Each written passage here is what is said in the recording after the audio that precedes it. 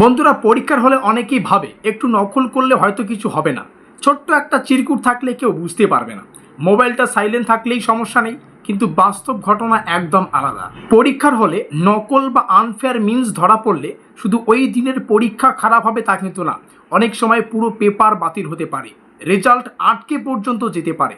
এমনকি ইউনিভার্সিটি থেকে official notice বা জিমেল পাঠিয়ে ডিসিপ্লিন কমিটির সামনে হাজির হতেও বলা হতে পারে। আজকের এই ভিডিওটা প্রত্যেক কলেজের ছাত্রছাত্রীদের জন্য অত্যন্ত গুরুত্বপূর্ণ, কারণ এই বিষয়টা শুধু একটা কলেজ বা একটা বিশ্ববিদ্যালয়ের ব্যাপার না, প্রায় প্রতিটি বিশ্ববিদ্যালয়ের পরীক্ষার নিয়মে আনফেয়ার মিন্স বা নকলের বিরুদ্ধে কঠোর ব্যবস্থা নেওয়ার বিধান কিন্তু আছে। শাস্তির ধরন বিশ্ববিদ্যালয় ভেদে আলাদা হতে পারে, কিন্তু মূল নিয়ম একটাই: পরীক্ষার হলে নকল, মোবাইল, চিরকুট, বই, নোট বা কোনো নিষিদ্ধ জিনিস নিয়ে ধরা পড়লেই বড় সমস্যা হতে পারে। আজ আমি তোমাদের সামনে রিয়েল লাইফ এক্সাম্পল তুলে ধরব। কোচবিহার পঞ্চানন বর্মা ইউনিভার্সিটির অধীনে একটা কলেজের এক ছাত্রের সঙ্গে এমন ঘটনা ঘটেছে, যেখানে পরীক্ষার বিষয়ে তাকে অফিসিয়াল জিমেল পাঠিয়ে ডিসিপ্লিন কমিটির সামনে হাজির হতে বলা হয়েছে। এই উদাহরণটা কাউকে ছোট করার জন্য না, কাউকে এক্সপোজ করার জন্যও না, এটা শুধুমাত্র স্টুডেন্ট অ্যাওয়ারনেসের জন্য, যাতে তোমরাও আগে থেকেই সাবধান হয়ে নিতে পারো। তাই ভিডিওটা শেষ পর্যন্ত মন দিয়ে দেখো, কারণ পরীক্ষায় কম নম্বর পাওয়া বা ফেল করা জীবনের ক্ষেত্রে শেষ নয়, কিন্তু নকল করা, ধরা পড়া, তার প্রভাব অনেক দূর পর্যন্ত যেতে পারে। বন্ধুরা, যখন কোনো ছাত্রছাত্রীর বিরুদ্ধে পরীক্ষার হলে নকল, মোবাইল ব্যবহার, চিরকুট, নোট, বইয়ের পাতা, অন্যের অ্যান্সার দেখা বা অন্য কোনো আনফেয়ার মিন্সের অভিযোগ ওঠে, তখন অনেক সময় ইউনিভার্সিটি বিষয়টি কিন্তু সাধারণভাবে শেষ করে না। ইউনিভার্সিটি তখন সেই ঘটনাটাকে অফিসিয়ালভাবে রেকর্ড করে এবং স্টুডেন্টকে ডিসিপ্লিন কমিটি বা ডিসিপ্লিন অথরিটির সামনে হাজির হতে বলতে পারে।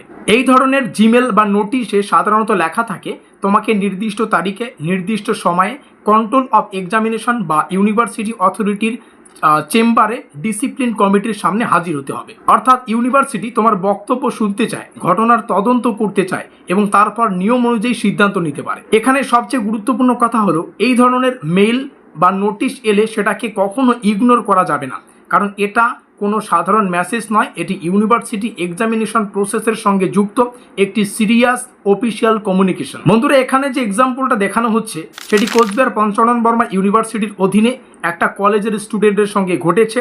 জিমেলের সাবজেক্টে লেখা আছে directive to appear before the discipline committee, অর্থাৎ স্টুডেন্টকে ডিসিপ্লিন কমিটির সামনে হাজির হতে নির্দেশ দেওয়া হয়েছে। মেইলে কন্ট্রোলার অফ এক্সামিনেশনের পক্ষ থেকে স্টুডেন্টকে বলা হয়েছে যে আন্ডার গ্র্যাজুয়েট এক্সামিনেশন সংক্রান্ত বিষয়ে তাকে নির্দিষ্ট ডেট ও টাইমে কিন্তু ইউনিভার্সিটিতে উপস্থিত থাকতে হবে। এই এক্সাম্পল থেকে তোমরা একটা জিনিস একদম পরিষ্কারভাবে বুঝতে পারো, পরীক্ষার হলে কোনো যে রুল সেটা যদি ব্রেক হয় বা রুল ব্রেক হলে বিষয়টা শুধু যে ইনভেস্টিগেটর বা ওয়ার্নিং, সেটা কিন্তু ওয়ার্নিং দিয়ে শেষ হতে পারে এমন কিন্তু না, অনেক সময় সেটি ইউনিভার্সিটি লেভেল পর্যন্ত চলে যায়। তারপরে স্টুডেন্টকে অফিসিয়ালি কিন্তু হায়ারিংয়ের জন্য ডাকতে পারে। এখানে স্টুডেন্টের নাম, রেজিস্ট্রেশন নম্বর বা কলেজ ডিটেলস বা পার্সোনাল ইনফরমেশন পাবলিক করা উচিত না।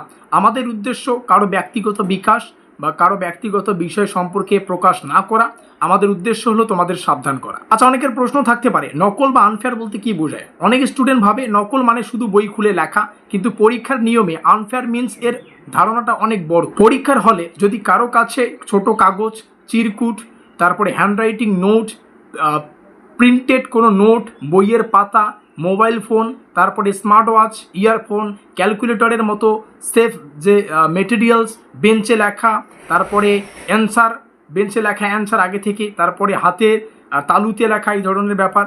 হাতের তালুতে কেউ কেউ পয়েন্ট দেখবে লিখে রেখে রাখে, তো এই হাতের তালুতে লেখা পয়েন্ট, এই ধরনের কিছু পাওয়া যায়, তাহলে সেটা কিন্তু আনফেয়ার মিন্স হিসাবে ধরা হতে পারে। এমনকি কেউ যদি অন্যের অ্যান্সার শিট দেখার চেষ্টা করে, অ্যান্সার এক্সচেঞ্জ করে, বাইরের থেকে সাহায্য নেওয়ার চেষ্টা করে, ইনভিজিলেটরের নির্দেশ অমান্য করে বা হলে যে ডিসিপ্লিন সেই ডিসিপ্লিন ভাঙে, সেগুলো কিন্তু সিরিয়াস ম্যাটার হিসেবে ধরা হতে পারে। তাই আমি অতি অবশ্যই বলবো, পরীক্ষার হলে যাওয়ার আগে নিজের পকেট, পেন বক্স যেখানে তোমরা কলম রাখো, কিংবা বিভিন্ন ধরনের ফাইল যেখানে অ্যাডমিট কার্ড বা বিষয় রাখো, অ্যাডমিট কার্ডের কভারগুলো, এই সমস্ত বিষয়ে সব কিছু ভালো করে চেক করে নেবে। ভুল করে কোনো কাগজ থেকেও গেলে সেটা কিন্তু তোমার জন্য বড় সমস্যা হতে পারে। অনেকের প্রশ্ন, ধরা পড়লে সঙ্গে সঙ্গে কি হতে পারে? পরীক্ষার হলে যদি কোনো স্টুডেন্ট নকল করতে গিয়ে ধরা পড়ে, তাহলে প্রথমেই ইনভিজিলেটর বা সেন্টার যে অথরিটি সেই বিষয়টা কিন্তু নোট করতে পারে। অনেক সময় স্টুডেন্টের কাছ থেকে সেই চিরকুট, মোবাইল বা সাসপিসিয়াস মেটেরিয়াল সেটা কিন্তু নিয়ে নেওয়া হয়। এরপর অ্যান্সার স্ক্রিপ্ট বা তোমার খাতার ওপর রিপোর্ট করা হতে পারে। সেন্টার অথরিটি বা অফিস ইনচার্জ কিন্তু ঘটনাটা ইউনিভার্সিটিতে রিপোর্ট করতে পারে এবং গুরুতর অবস্থায় স্টুডেন্টকে সেই পেপার থেকে বের করে দেওয়া হতে পারে। অ্যাডমিট কার্ডে এনবি রুলে সাধারণত এই বিষয়গুলো লেখা থাকে। আনফেয়ার মিন্স অ্যাটেম্প্ট করলে বা রুল ব্রেক করলে ক্যান্ডিডেটকে এক্সামিনেশন হল থেকে এক্সপেল করা যেতে পারে এবং তার এক্সামিনেশন ক্যান্সেল করা যেতে পারে। তাই এটা কোনো ছোট বিষয় বা মামলা কিন্তু নয়। এবার আরও একটা বিষয় তোমাদের জানিয়ে রাখি, নকল করে ধরা পড়লে পানিশমেন্ট হবে, এটা তো বাস্তব। সেটা ইউনিভার্সিটির রুল কমিটি এর ডিসিশন এবং কেস এর যে সিরিয়াসনেস সেই সিরিয়াসনেসের ওপর ডিপেন্ড করে। কিন্তু সম্ভাব্য সমস্যা অনেক রকম হতে পারে। কোনো ক্ষেত্রে শুধু ওই পেপারটাই ক্যান্সেল হতে পারে, কোনো ক্ষেত্রে রেজাল্ট সেটা দেরিতে আসতে পারে, কোনো ক্ষেত্রে পার্টিকুলার এক্সামিনেশনের ফল প্রকাশে ডিলে হতে পারে। গুরুতর কেস হলে স্টুডেন্টকে ফিউচার যে এক্সামিনেশন সেখানে কিন্তু বসা পর্যন্ত আটকে দেওয়া যেতে পারে এবং আরও গুরুতর কেস হলে ইউনিভার্সিটি তোমাকে পার্সোনালি কিন্তু ইউনিভার্সিটিতে ডেকে পাঠাতে পারে। তবে সব ইউনিভার্সিটিতেই যে পানিশমেন্ট হবে এটা বলা ঠিক না, কিন্তু প্রতিটা ইউনিভার্সিটিতেই আনফেয়ার মিন্স এর বিরুদ্ধে কিন্তু যে ডিসিপ্লিনারি সেটা কিন্তু অ্যাকশন নেওয়ার ব্যবস্থা থাকে। তাই রিস্ক নেওয়া কোনো মানে নেই।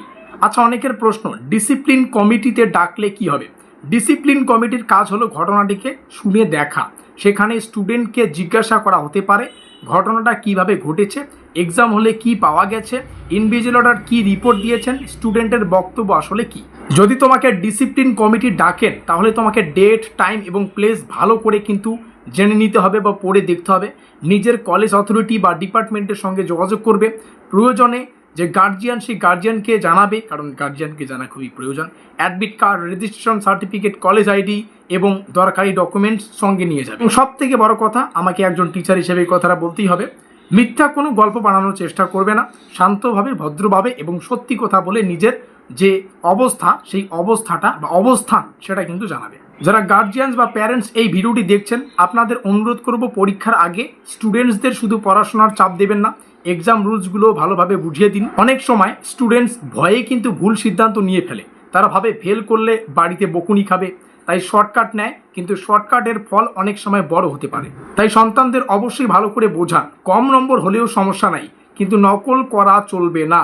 ফেল করলে আবার চেষ্টা করা যায়, কিন্তু ডিসিপ্লিন কেস হলে মানসিক চাপ এবং একাডেমিক প্রবলেম দুটোই কিন্তু বাড়ে। তো বন্ধুরা, আজকের এই ভিডিওটির মূল উদ্দেশ্য একদম সিম্পল। পরীক্ষায় পাশ করা জরুরি, কিন্তু সৎভাবে পাশ করা তার থেকেও বেশি জরুরি। একটা পেপার খারাপ হতে পারে, একটা সাবজেক্টে ব্যাকলগ আসতে পারে, একটা সেমিস্টারের রেজাল্ট খারাপ হতে পারে, কিন্তু নকল করে ধরা পড়লে তার প্রভাব অনেক অনেক দূর পর্যন্ত যেতে পারে। পরীক্ষা বাতিল পর্যন্ত হতে পারে, রেজাল্ট আটকে পর্যন্ত যেতে পারে, ডিসিপ্লিন কমিটি ডাকতে পারে এবং ফিউচার একাডেমিক প্রসেসের সমস্যা তৈরি হতে পারে। তাই পরীক্ষার হলে কোনো মোবাইল নয়, কোনো চিরকুট নয়, কোনো নোট বা কোনো প্রিন্টেড ডকুমেন্ট নয়, অ্যাডমিট কার্ড নিয়ে যাবে, রেজিস্ট্রেশন সার্টিফিকেট নিয়ে যাবে, দরকারি কলম ও ইনস্ট্রুমেন্ট সেগুলো নিয়ে যাবে, কিন্তু নিষিদ্ধ কোনো জিনিস নিয়ে যাবে না। যা পড়েছ নিজের মেধায় লিখবে, যা পারবে না সেটা ছেড়ে দেবে, কিন্তু এমন কোনো কাজ করবে না যার জন্য পরে তোমাকে ইউনিভার্সিটির অফিস বা ডিসিপ্লিন কমিটির সামনে দাঁড়াতে হয়।